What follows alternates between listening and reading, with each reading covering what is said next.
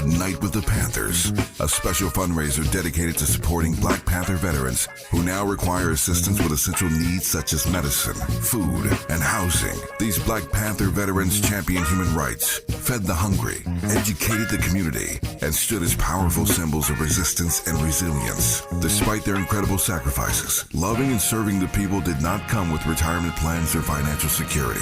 So, now it's our time to honor their legacy and ensure that they are cared for with the dignity they deserve. You can help by attending and supporting A Night with the Panthers, Saturday, February 22nd, 6:30 p.m. to 10 p.m. at the Project 43 Team Post Center, 6841 Crenshaw Boulevard, Los Angeles. For more information, contact Black Panther Party Breakfast at gmail.com or call 707-554-2784. That's Black Panther Party Breakfast at gmail.com or call 707-554-2784. This is a community call to action from KBLA Talk 1580. At KBLA Talk 1580, we've got your black.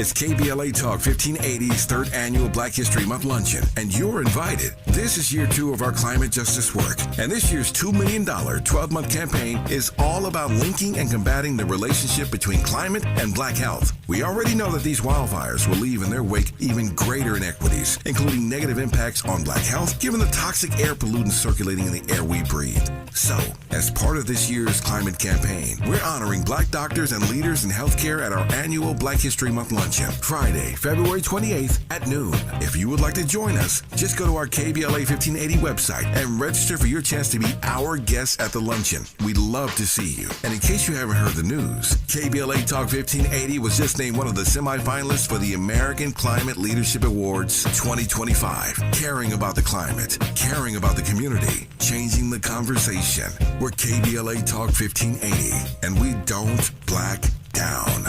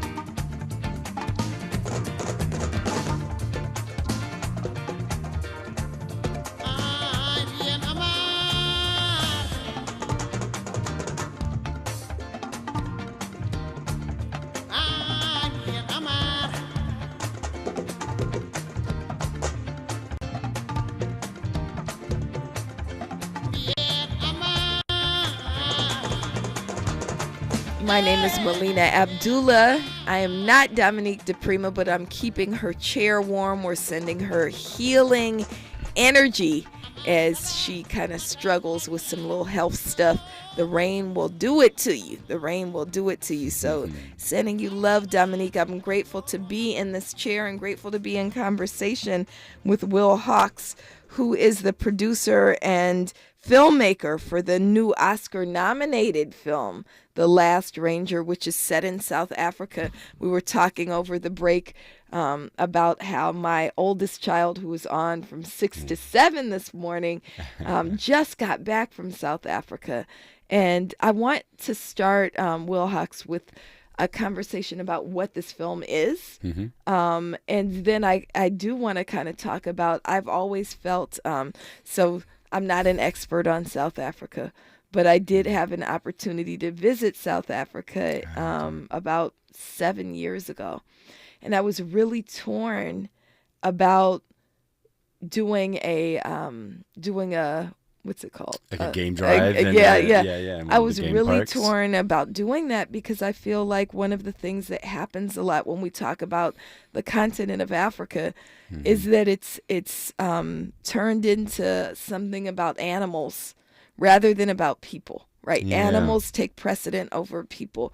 But what I'm saying just from the synopsis of your film is kind of this balance between, yes, we're all connected as a planet and we do have to care about animals, but it's also about people. And The Last Ranger is about a person. And so I think it's important that we have that conversation. So with that, can you tell us what The Last Ranger is about? Absolutely. Absolutely. It started as an anthology that was a collaboration between artists and filmmakers during the pandemic called When the World Stopped. And it's 24 stories from 24 different points of view from different communities around the world, and how systemic issues that were present in those communities were being impacted by the pandemic. We shot the first one in Denmark about a neurodiverse boy who's running around his school while it's empty during the pandemic. And then we got this beautiful script in from David Lee in South Africa about rhino conservation. And we immediately went, whoa, we're not the only sentient beings on this planet being affected by this really unique event. Let's get the point of view of an animal, these magnificent creatures that we share the planet with. And we started developing that story.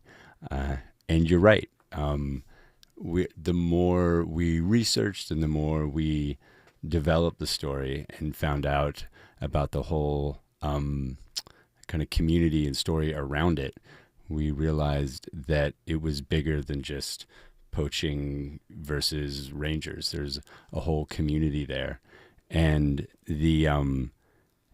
I think the way that we brought people in emotionally is through the story of a young Xhosa woman finding her purpose as a ranger. Because you can, experience the beauty of these animals, but when you're watching a narrative story, there has to be that human connection to get you in, especially if you haven't sat next to them and you're reading about them in books or you're seeing about them in movies or documentaries. We really, I think, emotionally connect to someone's journey in finding their purpose, and then in turn getting that message out about the rhinos. At least that was our purpose. Yeah. So you shot this, I think it says in 4 days in South Africa, and you shot it during the pandemic? We did in 2021, yeah. How did you do that? I thought we weren't allowed to go anywhere. How did you? We did get special papers with the production company in South Africa because we were, trying to do something that was positive for that community and affecting the world. And we were able to get permission to go in and shoot. Part of the story is that South Africa had a really strict lockdown. That's what I thought. Yeah. And because those tourist dollars weren't coming in to the game reserves, they weren't able to pay the rangers. And this story is of a ranger who stays behind volunteering to protect the rhinos during that time. So a lot of the funding that we raised here in the States for the film went directly to the rangers and the game reserve so we could shoot. Great, great.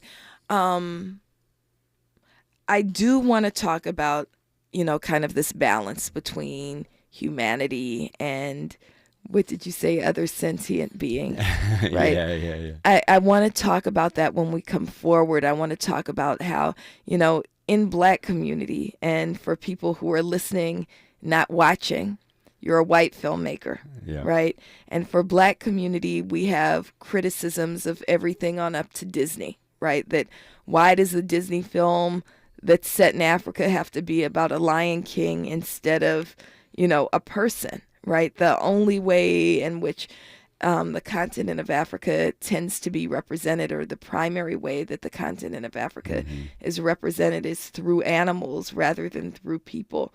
So how do we find that balance where people are still really important? And maybe it's additionally humanizing when we understand what the indigenous relationships between people and animals and planet are on the continent of Africa. So I know that's a relatively big question, but I'd like us to hop into that when we come forward. And when we come forward, we also have your lead actor joining us in the conversation, and what that was like for her as someone who is from that community. So much more on The Last Ranger when we come forward right here on First Things First. The station you turn to when you've had it up to here with cultural incompetence. KBLA Talk 1580. It's KBLA Talk 1580's third annual Black History Month luncheon, and you're invited. This is year 2 of our climate justice work, and this year's $2 million 12-month campaign is all about linking and combating the relationship between climate and Black health. We already know that these wildfires will leave in their wake even greater inequities, including negative impacts on Black health, given the toxic air pollutants circulating in the air we breathe. So, as part of this year's climate campaign, we're honoring Black doctors and leaders in healthcare at our annual Black History Month luncheon, Friday, February 28th at noon. If you would like to join us, just go to our KBLA 1580 website and register for your chance to be our guest at the luncheon. We'd love to see you. And in case you haven't heard the news, KBLA Talk 1580 was just named one of the semifinalists for the American Climate Leadership Awards 2025. Caring about the climate, caring about the community, changing the conversation. We're KBLA Talk 1580, and we don't black down. Sometimes we lose, sometimes we win. Sometimes we try to fit it all in. Sometimes we don't know what's in store.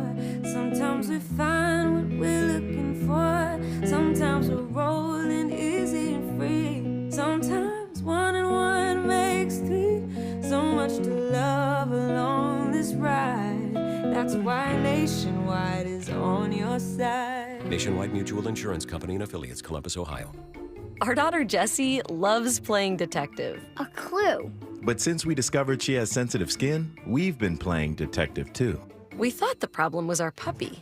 But it was actually our old detergent. Aha. So we switched to Tide Free and Gentle. Tide Free and Gentle provides an excellent Tide clean, and it doesn't leave behind irritating residues like dyes or perfumes, so it's gentle on your skin. Case closed. If it's got to be clean, it's got to be Tide Free and Gentle. What you want to do, huh?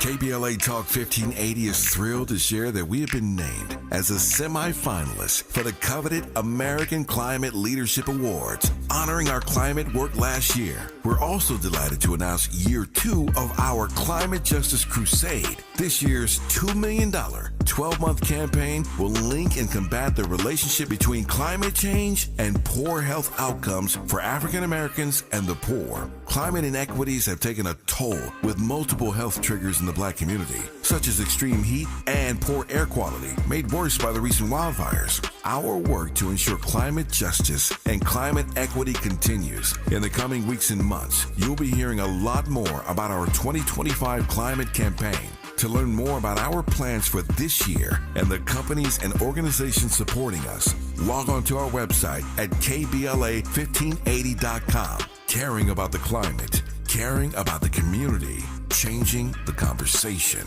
At KBLA Talk 1580, we've got your black.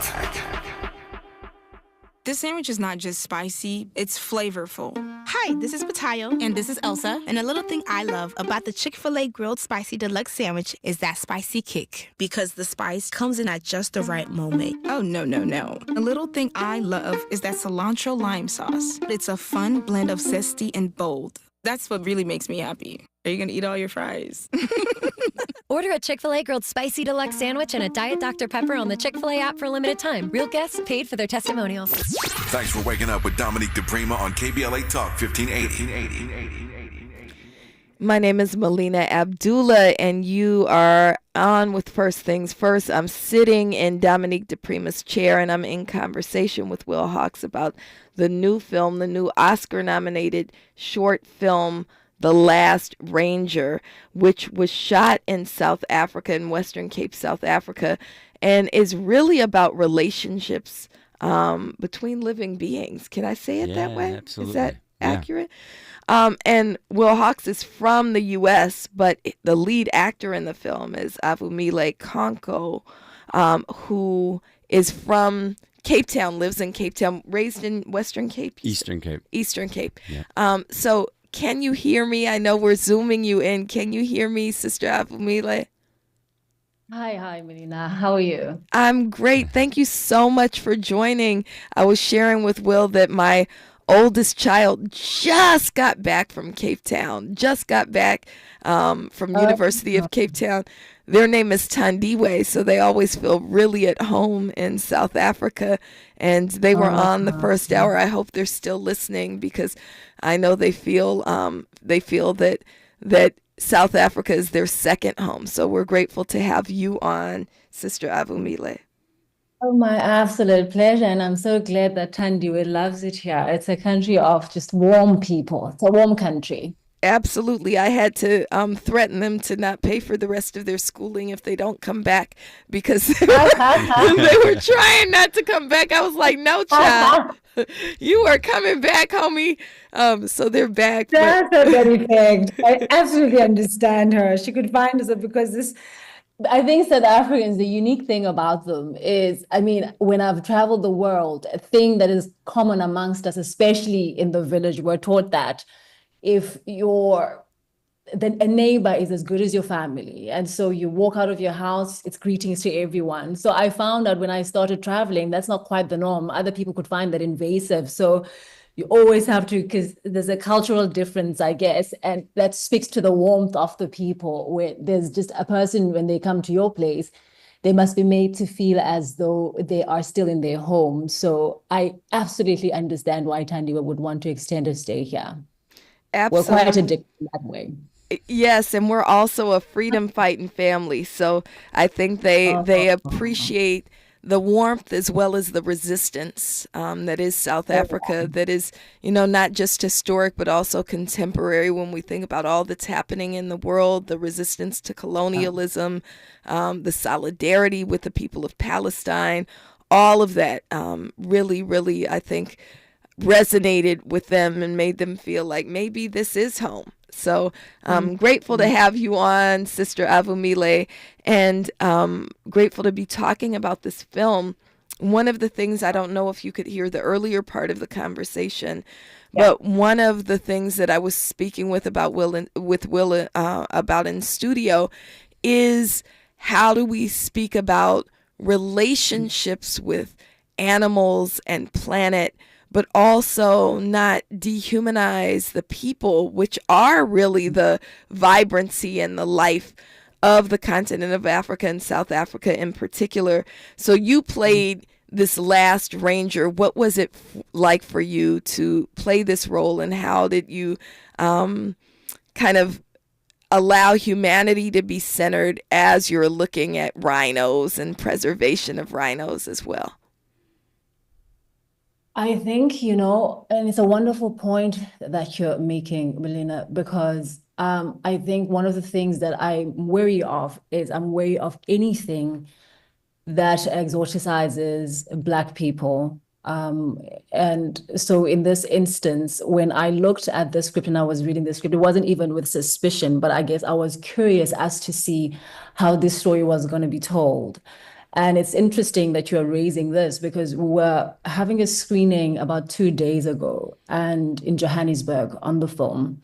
And one of the things that I had struggled with in the rhino conversation way before I had even been a part of this film, there was a disconnect for me because the language had always been that of numbers, which I don't understand.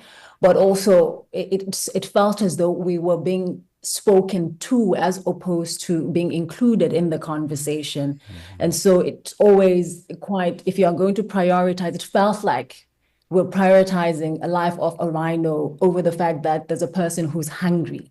So this conversation doesn't quite land, because if we're going to push a cause such as this when we have high unemployment, when we're dealing with poverty, so it just felt like quite, insensitive. The wonderful thing about the script when I read it, is first of all, to recognize the agency that my character was given. And I think for me, fundamentally, the fact that, number one, I was asked to speak, the script was written in isiXhosa, which is my home language. And there were nuances that are unique to a language, which make me carry the character very much more differently, as opposed to me relaying or narrating in English. So I've got that nuances that are hidden in language, which anchor me in my performances, but also help give it gravitas.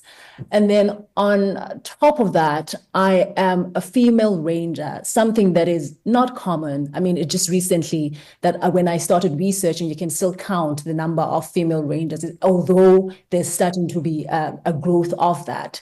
So I think when I read this script, for me, the wonderful thing about it is to read the script and realize that not only is it about rhino poaching, but the vehicle around the rhino poaching was the humanity affected in this thing. So you're looking at socioeconomic disparities.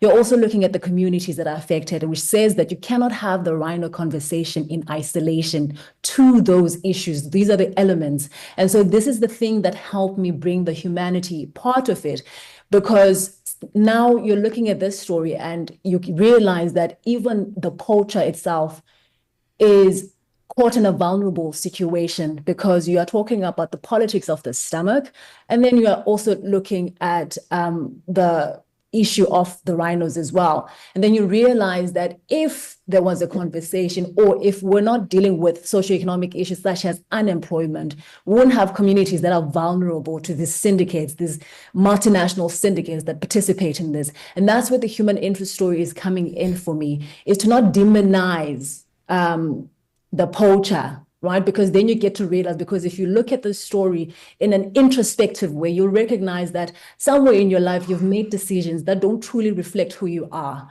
or just the principles that you would like to uphold. But the circumstances around you compel you to make decisions that you don't necessarily agree with. But if I'm going to kill a rhino and then feed my family, then suddenly this rhino life doesn't seem so important, right?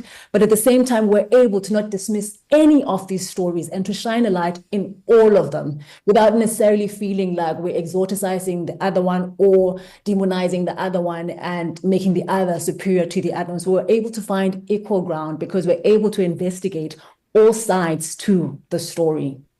I think that's really powerful. I didn't realize that there was the whole conversation about the role and the economic conditions that create poachers, right? So I'd love for you to hop in on that, Will. Yeah, I think that this issue can get really basic really quickly. Like, ranger's good, poacher's bad. And that's an easy, like you said, Disney-esque way to look at it. But that's not how reality works. And to me, story-wise, that's not very interesting. So when we first started breaking down the script, I just thought, wait, what child, thinks I want to grow up and kill a rhino? That just doesn't happen. So how do you get to that point? At least not in South Africa. I don't know if you saw Elon Musk kid. Maybe, but yeah, right. On their own, yes. I don't know if it happens too much, maybe once in a while. But how do you get to a point, especially in this story, for a Xhosa man who carves rhinos and carves animals and has that connection and love for the animals around him, to then be forced to make the choice if they're going to participate in poaching in order to feed their family. And to me, that is a more interesting and three-dimensional story and closer to reality. And I think it is important to, when you're writing stories, especially about a community or a culture that you didn't come from, is research and involving that community in the development of the story. There is a ranger group called Global Conservation Force, and one of their female rangers, Voyo, worked with Avumile on set, because Avu is an elegant attorney, and she's playing a ranger. a rugged ranger, and her transformation is just really remarkable and incredible. And she got to spend some time with Voyo in order to get that physicality and learn about that, and Avu can speak more on it. But as far as developing the script, we did research into the Black and Green Mamba, the all-female ranger teams, and looked into the socio-economic situation with the Xhosa around the Eastern Cape to tell, like I said, a three-dimensional story. Like, what is this full story, to immerse someone in it and to understand all aspects, because you're not really going to care about the plight of an animal or a people unless it's accurate. You can feel it in your bones when you're watching a story if the writers have delved in and really taken steps to find out the truth behind it, and at least trying your best to do that. W.E.B. Du Bois says that all art is propaganda. All art is propaganda. So when we come forward, I'd love to hear what the purpose of this film is. What is it you're advancing through this film? Avumile, for you, what does it mean to you as a South African woman, and what are you trying to advance through your involvement in the film? More to come right here on First Things First. She's reclaiming her time on KBLA Talk 1580. More First Things First with Dominique DiPrima when we come forward. I'm Bree Wood with 4 Things You Should Know with BIN News. The Trump administration is ordering the mass firing of probationary federal employees. On Thursday, the Office of Personnel Management met with agency leaders and advised them to begin firing any probationary employees immediately. 14 states are suing Elon Musk and President Trump. The lawsuit filed by Democratic attorneys general argues DOJ and the authority the tech billionaire has been granted are unconstitutional. A new strain of Mpox has been confirmed in New York for the first time. The New York State Department of Health issued a health advisory Wednesday saying a new strain of the viral disease has been confirmed in a person with symptoms who had recently traveled to Africa. And Drake's new album with Party Next Door is here, released just in time for Valentine's Day. The 21-track project is titled Some Sexy Songs for You. I'm Bree Wood on the Black Information Network, your home for Black News First. If you or someone you know is affected by the Los Angeles wildfires, you are not alone. No matter how sad, scared, or heartbroken you feel, CalHope is here for you and all those affected by the devastating wildfires. Find free, safe, and confidential mental health support at calhope.org. This is the KBLA Sports Minute with Ray Richardson. The USC women's basketball team and their superstar Juju Watkins gave #1 UCLA their first loss of the season Thursday night, a 71-60 win in front of a sellout and star-studded crowd at the Galen Center. Juju had 38 points, 11 rebounds, and 8 block shots. The win snapped UCLA's 23-game winning streak and moved USC in the first place in the Big Ten Conference, a half a game ahead of UCLA. USC and UCLA will meet again March 1st at Pauley Pavilion. Some of the celebrities in the house to watch last night's game: comedian Kevin Hart, actresses Sanaa Lathan and Jessica Alba, USC legend Cheryl Miller, Dodgers manager Dave Roberts, Washington Commanders quarterback Jaden Daniels, Russell Westbrook, LA Sparks guard Kelsey Plume, former NBA players Dwayne Wade and Danny Ainge, and Vanessa Bryant and her daughter Natalia, a film student at USC. No debates, no speculation, just the info you need. That's your KBLA Sports Minute. I'm Ray Richardson on KBLA Talk 1580.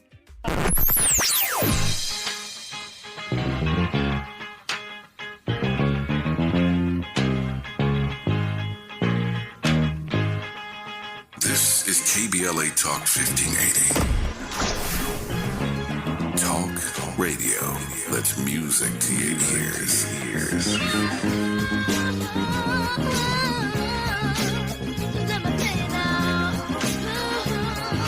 We're unapologetically progressive. KBLA Talk 1580. We ask seniors how to prevent Medicare scams.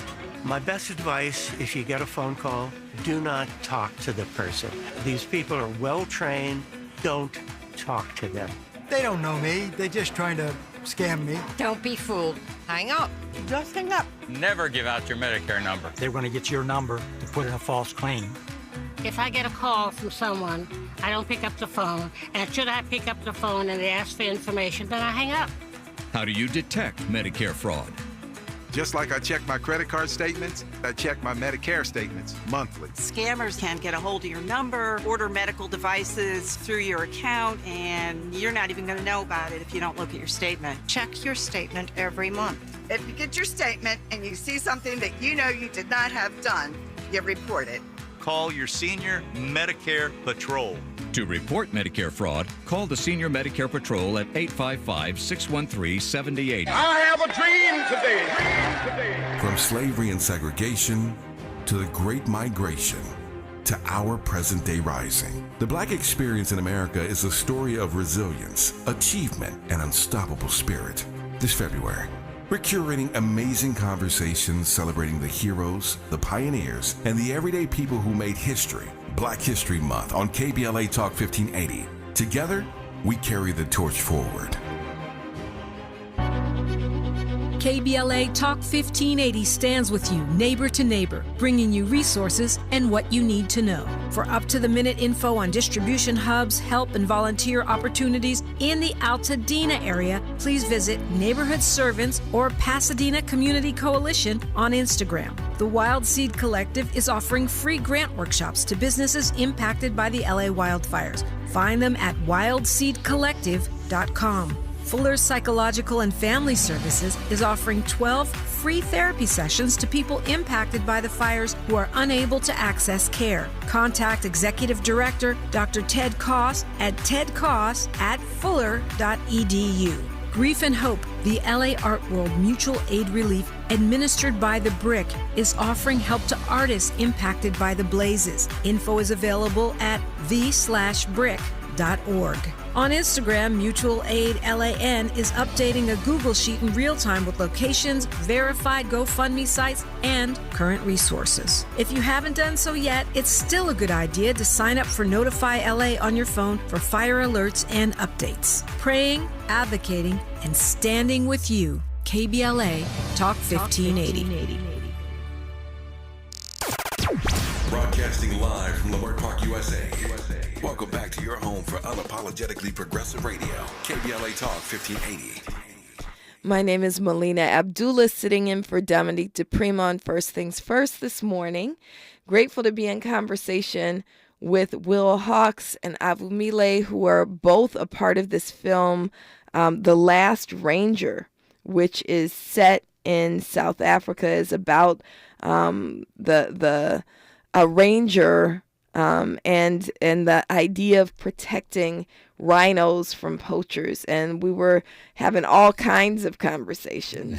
But the last question that we left off on is this idea of art as propaganda. As art, we can't afford, especially Black people, Sister Avumile, we can't afford to have art for art's sake, right? Art is really about advancing a position, whether you want to or not. That's what art does. So actually, let's start with you, sis. What point do you think is being advanced by this film that I didn't get a chance to watch yet, but I'm looking forward to? I've read the overview of. What point do you think you're advancing in this film that I've heard is really, really beautiful? I think for me, I cannot stress enough how empowered I felt having to perform in my language. And one of the things that this has taught me, and as a matter of fact, just given me more confidence in storytelling, is that you do not have to contort yourselves in order to appeal, appease, or be accepted.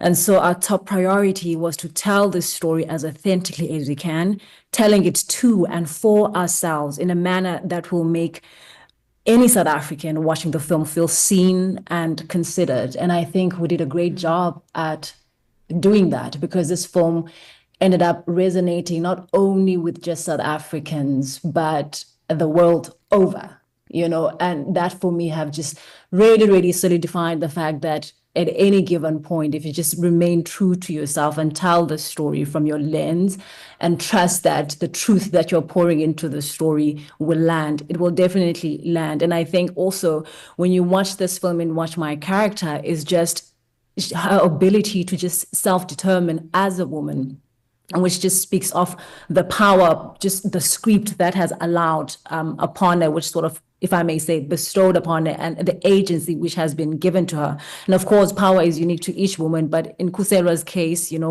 there's this strong will to preserve her dignity, even in the face of her unraveling world. And that's what made her attractive to me. And I hope, and I know for a fact, for that matter, that when people watch this thing, they will just be able to resonate with that quiet confidence, that quiet strength, and that quiet resilience that is quite evident in her performance, and just an inner life that she gives access to, but doesn't quite give fully. But it's so wonderful how it plays out in also her relationship with her character. But I think more than anything, fundamentally for me, this film has taught me that, again, you never have to contort yourself in order to be accepted. You can just really stay in who you are, and the world will accept you.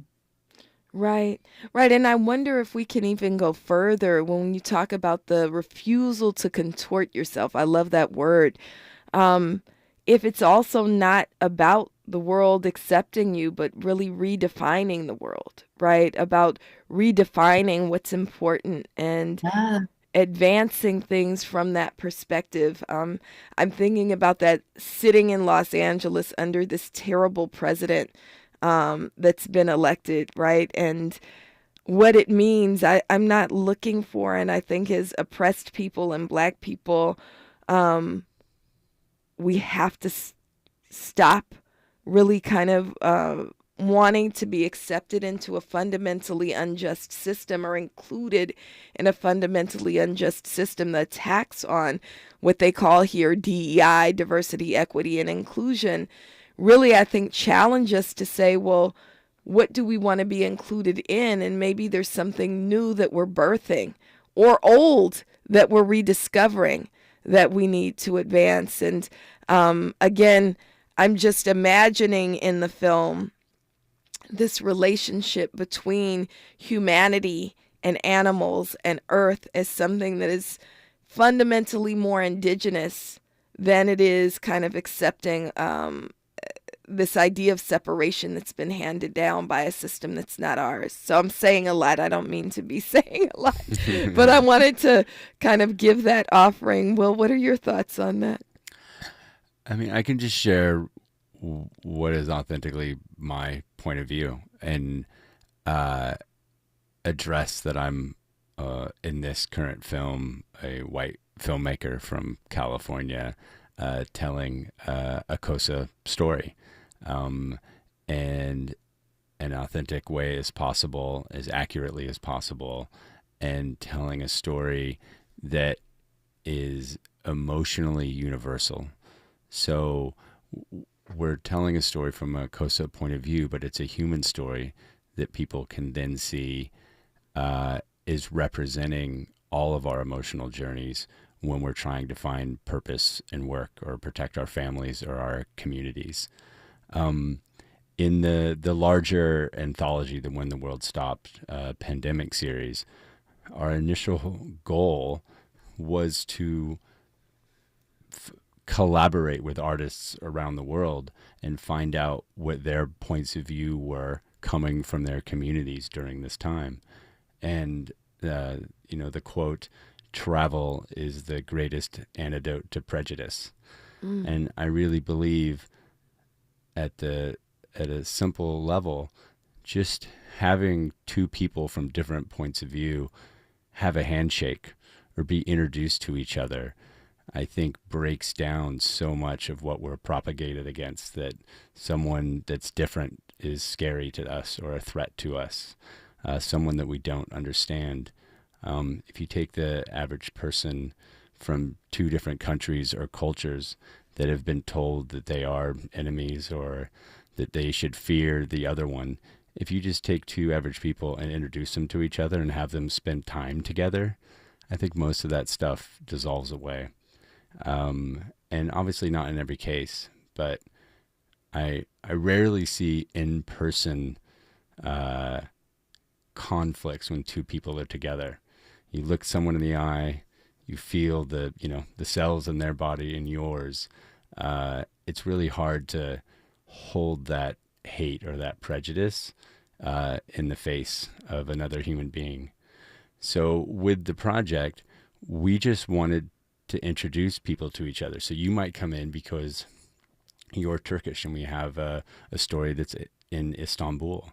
But when that 20-minute segment ends and it threads into another point of view from Chile or from Brazil or South Korea or Romania, or in this case, South Africa, we have a beautiful story in the Gambia, then you're coming in because you identify with a point of view and a culture, but then you're introduced to another one that you weren't expecting, and then another one. And I think it forces you to walk in someone else's shoes and experience their point of view. And I think that's just the first step to maybe understanding and letting go some of the prejudice that we have. At least that's my intention and hope. Yeah. When we come forward, I want to talk about the filmmaking process. Mm-hmm. Like you said, this is a series. Mm-hmm. So how did you get these script submissions? How did you travel the world during the pandemic and coming out of the pandemic? And then again, get back to that question. Sister Avumile, one of the things I want you to think about is what Will is saying around the breaking down of barriers and exploring other people's cultures. How do we do that without engaging in what we call cultural tourism, mm-hmm. right? So do more than eat other people's food and hear other people's music, especially in the wake of really rampant global capitalism, where when you're right, when you're across the table from one another and eating each other's food, it might be all smiles, but then when you go back and you recognize your role in a world that has oppressors and those who are oppressed, how do you maintain that kind of sense of connection beyond that? So much more to come when we come forward. We'll finish our conversation about The Last Ranger. More of First Things First with Dominique DiPrima when we come forward. Fatherhood includes being present during pregnancy and beyond, supporting your partner, advocating for your baby, and ensuring a healthy birth. Black fathers play a key role in reducing maternal and infant health disparities, and your involvement starts during pregnancy. Join the free AIM Fatherhood program today and learn how to support your partner, advocate for your baby's health, and connect with other fathers committed to healthier births. Visit blackinfantsandfamilies.org/fatherhood to get started. I have a dream today. The road to freedom wasn't paved with just big moments. It was built day to day, step by step, voice by voice. This February, experience Black History Month through the stories that shape Los Angeles and beyond. KBLA Talk 1580, where Black history lives. Texting privacy policy and terms and conditions posted at textplan.us. Texting enrolls for recurring automated text marketing messages. Message and data rates may apply. Reply stop, opt out. Individual results may vary. Consult a doctor prior to use. If you've struggled to lose weight in the past, this important message is for you because you could lose as much as 50 pounds or more with Zelfie. Zelfie makes it easy and affordable to get weight loss treatment 100% online. Zelfie providers can prescribe FDA-approved GLP-1 weight loss medications clinically shown to help people lose weight like Wegovy, Zepbound, and others. Plus, help get the medication covered by insurance so it's it's as little as $0 a month. The doctors are super helpful, and the meds have been a game changer. It's the first program I've had success with. Before Zelty, I was unable to lose weight, even though I was eating healthy and exercising 6 days a week. Zelty helped me not only lose weight, but I feel so much better. Text GOAL to 200-300 to get started today with Zelty and see if weight loss medications like Wegovy or Zepbound are right for you. Don't wait. Text now for a link to your exclusive offer. Text GOAL to 200-300. That's GOAL to 200-300. GOAL to 200-300. The following is not a contest and is a paid advertisement by Family Vacation Getaways for the purpose of soliciting sales of vacation ownership. For complete details, please visit fvgradio.com. If you want a complimentary stay in Cancun at a luxury resort, then Family Vacation Getaways may have your ticket to paradise. We're giving away a 5-day and 4-night stay to the first qualified 50 callers who can name an animal that lays eggs and is not a bird. An animal that lays eggs and is not a bird. Do you know it? Call now, 800-868-6431, 800-868-6431. You may also be eligible for an exciting bonus vacation to Orlando, Florida for just $398. And don't worry about anything ruining your plans. We can extend your travel up to 18 months. Name an animal that lays eggs and is not a bird, and you may be eligible to get a complimentary Cancun resort stay and an optional bonus vacation to Orlando for just $398. What are you waiting for? Call 800-868-6431. Again, call 800-868-6431 and give us your answer. Are you a recent college graduate with a dream of getting a high-paying job in sales? A job where you can grow a lucrative career in multi-platform audio, digital, podcast, social media, and local events, along with world-class training and career growth opportunities. KBLA Talk 1580, located in historic Leimert Park, is currently hiring entry-level account executives for outside sales. Join a team featuring radio hosts Tavis Smiley, Dr. Cornell West, Jesse Jackson Jr., D.L. Hughley, Dr. Nee Cordelai-Corte, Zoe Williams, and our very own Dominique DiPrima. For more information on attending our upcoming career fair, contact SMB at KBLA1580.com today. The conversation continues right now with Dominique DiPrima on First Things First. And my name is Melina Abdullah. I'm sitting in Dominique DiPrima's chair this morning. We're having this conversation about the Oscar-nominated film, The Last Ranger. And we're talking about the importance of telling this story, but also I want to talk about the filmmaking process, right? The filmmaking process. This was part of a series of films called When the World Stops. Is that right? Yeah. And you went all around the world gathering these stories, Will Hawks. You talked about how people from different parts of the world kind of contributed their narrative and how this is essential to the breaking down of barriers. Do you want to expand on how that happened and how did you happen? How did you do this? Like, did you put a call out? Did you Facebook it? What did you do? Right? Yeah. First, it was word of mouth. My Really? filmmaking partner, Darwin Shaw, and I started this project during the lockdown March of 2020 when LA was first locked down. And he's from the UK. Like I said, I'm married to a South African. We've both traveled a bunch through filmmaking. And we just reached out to other filmmakers and artists, and it kind of spread word of mouth. And we created a website, and then people started submitting, cold calling, scripts to the website. And, at one point, I was getting cold calls on WhatsApp from filmmakers in Uganda saying, "Hey, we heard about this, global story, and you're making African stories. Can we throw our script in?" And we started developing on Zoom, multiple Zooms a day, breaking down scripts, sometimes with interpreters in all these different languages. So it was a pretty full-on experience for the first year and a half of the pandemic. And so how many films are a part of the series? It's 24 stories from 24 communities around the world during COVID.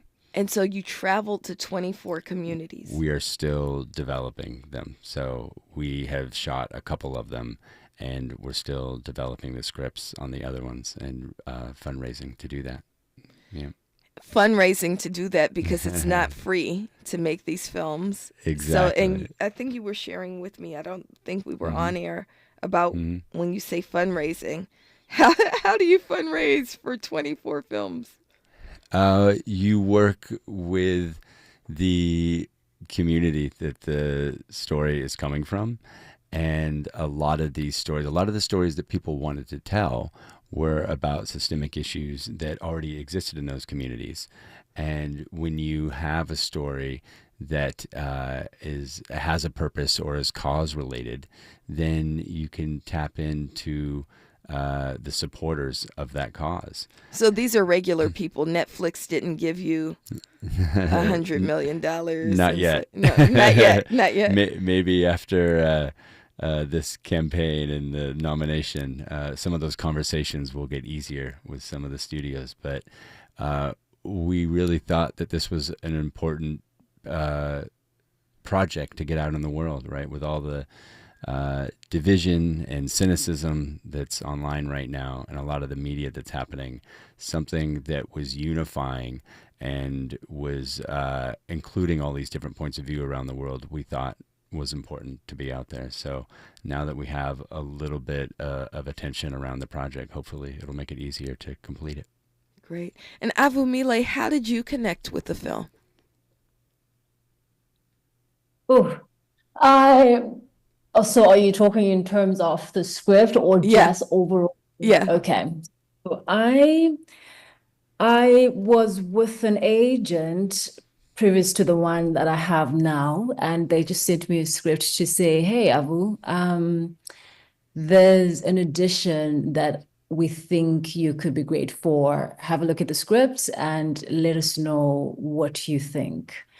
And then immediately when I saw the script, actually, one thing that came to mind is, I'm going to have to make quite a number of adjustments, just also in the way that I carry myself, because the character is pretty different to me, as far as that is concerned. So then that was interesting for me, because I always want to explore the side that isn't readily available and accessible to people, because it just allows me to do more and to just dig deeper.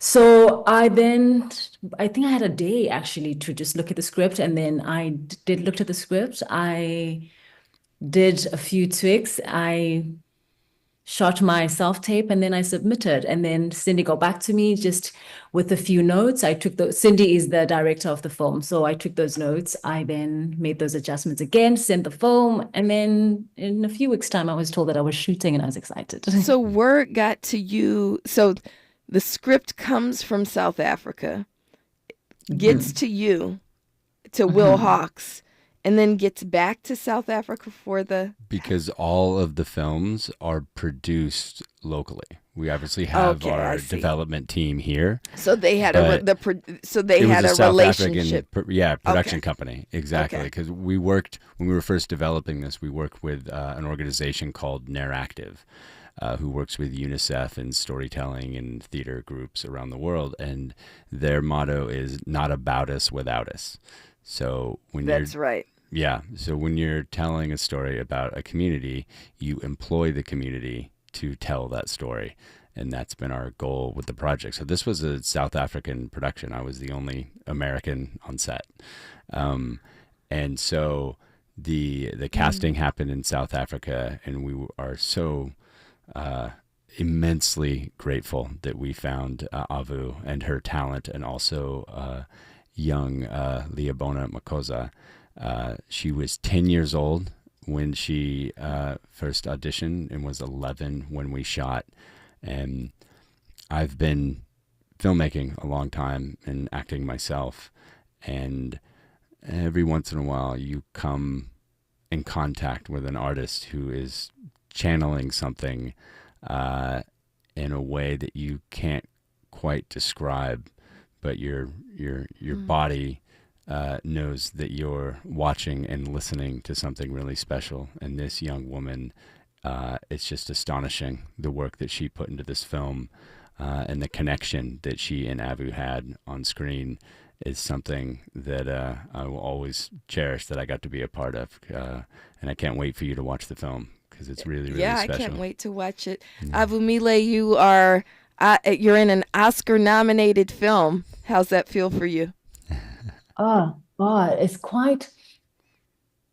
so wonderful, because I think, You know, when we shot this film, I think all of us came together knowing very well more than anything, it's a passion project. Here's a beautiful script and there's a lot of heart and soul into it. And all of us are just pouring our all into it. But I don't think any of us we didn't have an Oscar in mind. We didn't even have any accolades in mind. All we had that this is a beautiful story. And then all of us are just coming in just on the basis of that. To have watched this film develop into what it is now and to see how people resonated with it, how people are affected by it and how people are moved by it. And so that becomes the greatest, because also having watched it, becoming it what it is, with all the sacrifices that came as a result of developing it. And then you have this beautiful, beautiful result and a beautiful film that becomes the greatest accomplishment, right? And so you don't think anything could ever top that. So the Oscar is quite an incredible thing, right? Yes. But for me, the ultimate was coming out with this beautiful project, which I don't think that even an Oscar would top that. But to have gotten the nod and to know that even as far as the people in the Oscars are affected by it and are moved by this kind of story, you know, yes, it just really, you find yourself just saying that, you know, this is what art is about. Right, right. We're coming up on time. Will Hawks, how do people watch the film? Right now, you can watch it in theaters. It is getting distribution with the other Oscar-nominated live-action shorts in local art house theaters around the U.S. There is also the online Manhattan Shorts Film Festival that you can watch the film there as well. And coming up on your local streamer, you will be able to watch the whole anthology series When the World Stopped, hopefully soon. When the World Stopped. The film is The Last Ranger. The actor is Avumile Konkwo, and the filmmaker is William Hawks. Grateful to have all of you on. My name is Melina Abdullah. We want to wish Dominique DiPrima all the healing. We want to also remind you that there's a Black Lives Matter Los Angeles meeting this Sunday, 7 o'clock. It's preceded by a community safety training at 4 o'clock, all at the Center for Black Power, 3423 West 43rd Place. And you can complete the People's Budget Survey at peoplesbudgetla.com. Thanks so much for having me. Until next time, one love. KBLA 1580 Santa Monica. I'm Bree Wood with 4 Things You Should Know with BIN News. The Trump administration is ordering the mass firing of probationary federal employees. On Thursday, the Office of Personnel Management met with agency leaders and advised them to begin firing any probationary employees immediately. 14 states are suing Elon Musk and President Trump